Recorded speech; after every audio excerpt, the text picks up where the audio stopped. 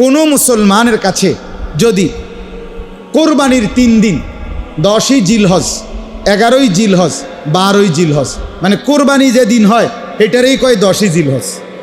কোরবানি যেদিন হয় এটারে কি কয়?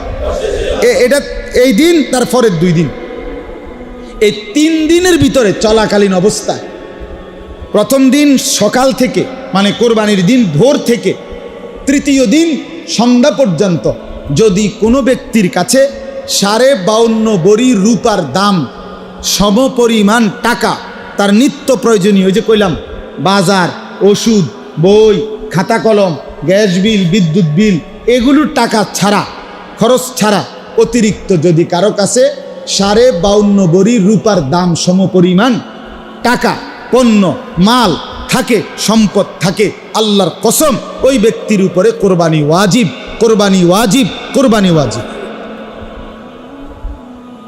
আচ্ছা, তাইলে এবার বলেন তো কি পরিমাণ মুসলমানের উপরে কোরবানি ওয়াজিব হয়?